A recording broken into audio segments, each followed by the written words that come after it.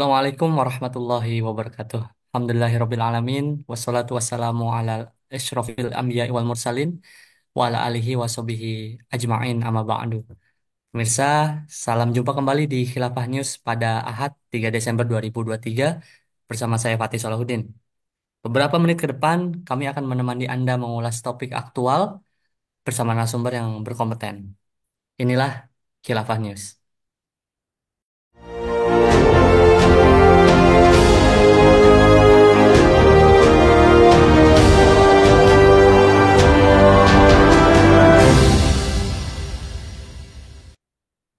Pemirsa, Presiden Turki Recep Tayyip Erdogan mengatakan kepada Presiden Iran Ibrahim Raisi bahwa dia ingin Turki dan Iran mengambil sikap bersatu melawan kebrutalan Israel terhadap warga Palestina. Hal tersebut disampaikan oleh Erdogan dalam pembicaraan via telepon untuk membahas serangan-serangan yang melanggar hukum oleh Israel di Gaza, juga upaya bantuan kemanusiaan untuk Palestina dan langkah-langkah yang dapat diambil untuk mencapai genjatan senjata permanen di wilayah tersebut. Demikian menurut Direktorat Komunikasi Turki seperti yang diberitakan Al Arabiya pada Senin 27 November. Pemirsa, apakah Erdogan serius dengan retorikanya? Apakah normalisasi Turki dengan Israel adalah pengkhianatan total? Apa sejumlah langkah untuk menghapus kolonialisme entitas Yahudi? Untuk membahasnya kami telah terhubung dengan Direktur Forum on Islamic World Studies, Bung Farid Wajidi. Assalamualaikum, Bung. Waalaikumsalam warahmatullahi wabarakatuh. Gimana kabarnya, Bung? Sehat? Alhamdulillah bi khair. Alhamdulillah, Alhamdulillah. Baik, Bung. Saya izin untuk langsung saja. eh Seperti yang dibahas tadi, bahwa Presiden Turki Recep Tayyip Erdogan dan Presiden Iran Ibrahim Raisi menyerukan negara Arab dan mayoritas Muslim harus kompak melawan kebrutalan Israel kepada Palestina dalam pertemuan telepon tadi. Nah, Ustaz, apakah atau bukankah Republik Turki yang saat ini dipimpin oleh Erdogan adalah sekutu dan mitra Barat? Bahkan bukan ada pangkalan Amerika kalau tidak salah saat di Turki. Bagaimana menanggapi itu, Bung? Ya, pertama seruan untuk persatuan negeri-negeri Islam ya, negara-negara Muslim untuk menyelesaikan persoalan Palestina ini tentu suatu hal yang positif ya, dan ini sangat dibutuhkan oleh umat ya. Tapi pertanyaannya, bagaimana agar seruan-seruan ini kemudian tidak berhenti pada tataran eh, retorika saja, ya, Eh, tapi pada tataran praktis ya, yang memang benar-benar dibutuhkan oleh umat ya. Seruan untuk bersatu itu sudah sering disebutkan ya dan sering dilontarkan. Tapi hingga saat sekarang ini kalau kita lihat seruan-seruan itu lebih pada tataran retorika politik untuk mendapatkan simpati ya dari penguasa-penguasa negeri-negeri Islam. Kalaulah Iran, Turki, dan negara-negara Muslim lain seperti Arab Saudi, Pakistan serius ya untuk kemudian bersatu menyelesaikan persoalan Palestina ini, yang mereka lakukan tentunya adalah dengan melakukan tindakan yang signifikan ya untuk menghentikan kebrutalan entitas penjajah Yahudi ini. Apa tindakan yang signifikan? Itu adalah dengan pengiriman pasukan ya. Kita bisa bayangkan negeri-negeri Muslim tadi itu sesungguhnya adalah negeri Muslim dengan kekuatan militer yang tidak bisa diabaikan ya. Tentara Turki saja kalau bergabung dengan tentara Mesir itu lebih kurang 1 juta orang ya, belum lagi ditambah dengan Pakistan dan Saudi. Juga tentu negara-negara ini memiliki pesawat-pesawat tempur yang canggih ya, dengan bom-bom yang canggih gitu ya, yang dahsyat gitu. Seharusnya kalaulah pernyataan ini adalah pernyataan yang serius ya, seharusnya penguasa-penguasa negeri Islam ini mengirimkan pasukan-pasukan militer mereka ya, mengirimkan pesawat-pesawat tempur mereka untuk kemudian membebaskan tanah Palestina yang diberkahi dari kebrutalan dan kesadisan dari entitas penjajah Yahudi ini. Kalau tidak seperti itu, maka bisa diduga apa yang disampaikan oleh Erdogan, demikian juga oleh Iran untuk bersatu, ini hanya retorika politik ya, yang untuk membenarkan ya diamnya mereka terhadap penjajahan dan pembantaian umat Islam yang sekarang terjadi di Gaza ya. Baik, Bung Farid. Jadi, apakah mereka bisa dikatakan serius dengan ucapannya? Terlebih lagi, ada pertanyaan bahwa Turki adalah salah satu negara pertama yang mengakui pembentukan entitas Zionis Yahudi di wilayah Palestina yang diduduki penjajah Barat. Pendapat Bung Farid? Ya, itu menjadi indikator keseriusan ya. Pertama tadi, apakah melakukan aksi yang nyata ya, bukan sekedar mengumpulkan rakyat untuk melakukan demonstrasi ya. Itu suatu hal yang bisa menunjukkan protes ya. Tapi yang terpenting sebenarnya Erdogan misalkan bukan mengumpulkan rakyatnya untuk kemudian melakukan demonstrasi, tapi yang harus dia lakukan adalah perintah untuk mengirimkan pasukannya, perintah untuk kemudian menerbangkan pesawat-pesawat tempurnya untuk membombardir entitas penjajah Yahudi ini, perintah untuk kemudian mengirimkan panglima-panglima perang mereka ke halaman-halaman Masjid Al-Aqsa ya. Ini yang harus dilakukan oleh Erdogan.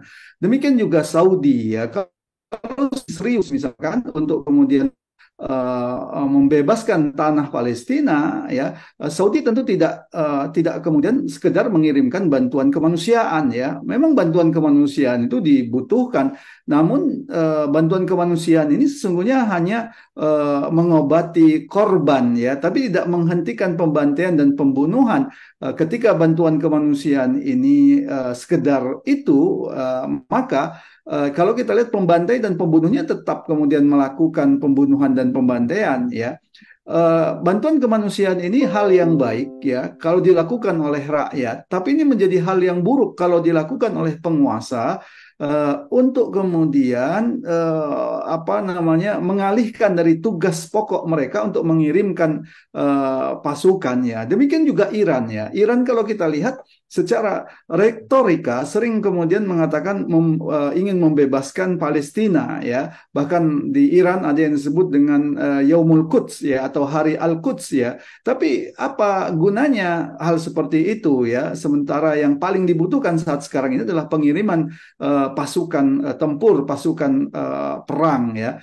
Maka ini menjadi indikator keseriusan itu. Yang kedua, kalau kita lihat indikator ketidakseriusan itu, jangankan mengirimkan pasukan perang ya, hal-hal yang sebenarnya bisa dilakukan untuk sedikit menyulitkan entitas penjajah Yahudi ini juga tidak dilakukan ya. Misalkan sebagai contoh, kalau kita lihat entitas Yahudi ini walaupun ditemukan gas alam di sekitar Palestina ya, namun mereka masih mengimpor konsumsi minyak ya yang cukup besar, yaitu 250.000 barrel per hari.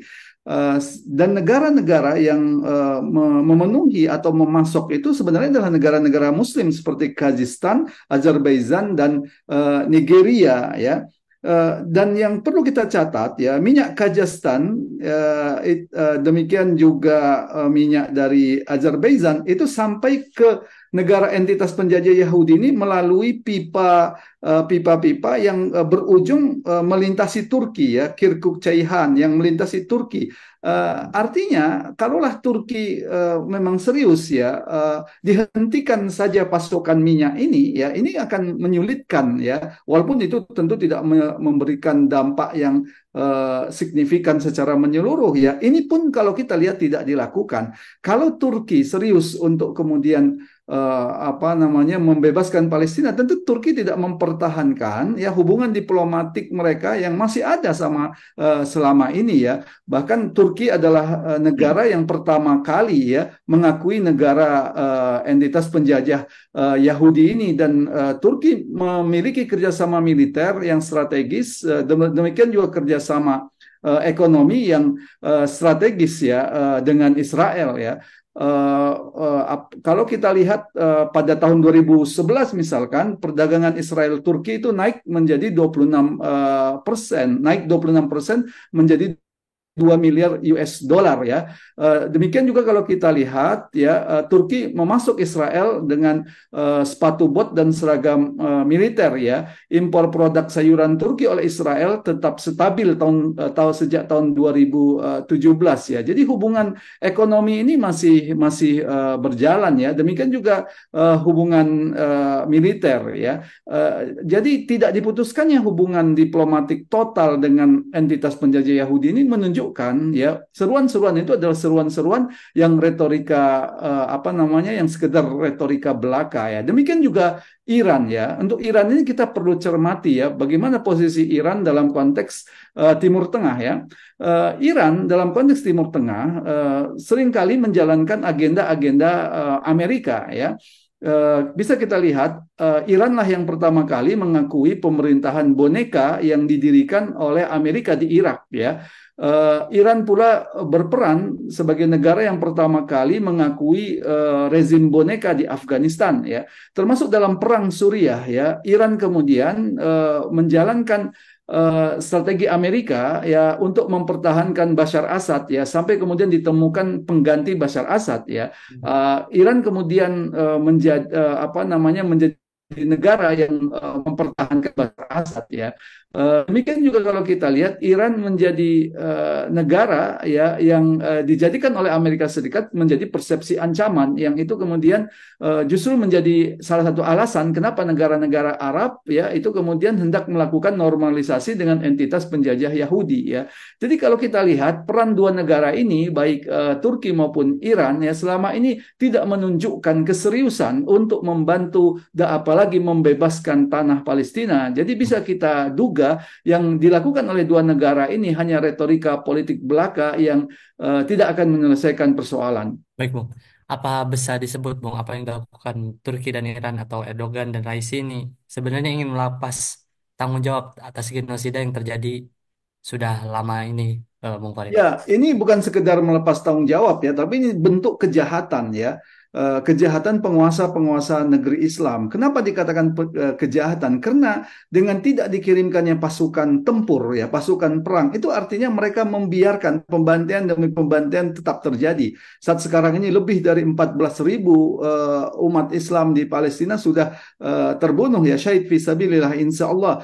Demikian juga kalau kita lihat rumah-rumah sakit kemudian dihancurkan, fasilitas-fasilitas publik dihancurkan ya. Dan ini bukan sekedar pengalihan tapi kejahatan ya, kejahatan penguasa-penguasa negeri Islam ya, terutama penguasa-penguasa yang Arab ya, termasuk Turki, ketika mereka diam dan menunda-nunda penyelesaian masalah ini dengan berlindung dengan bantuan kemanusiaan, berlindung dengan retorika-retorika dan pertemuan-pertemuan yang tidak ada arti ya, seperti yang mereka lakukan di KTT Oki dan Arab kemarin ya. Seharusnya, karena ini persoalan hidup dan mati ya, tiap hari rakyat Gaza itu dibombardir. Jadi ini persoalan yang hidup dan mati. Seharusnya tindakan itu adalah tindakan yang konkret, yaitu dengan mengirimkan pasukan perang, mengirimkan pesawat-pesawat tempur ya, untuk kemudian membebaskan tanah Palestina dan membebaskan kaum muslimin yang ditindas ya. Demikian.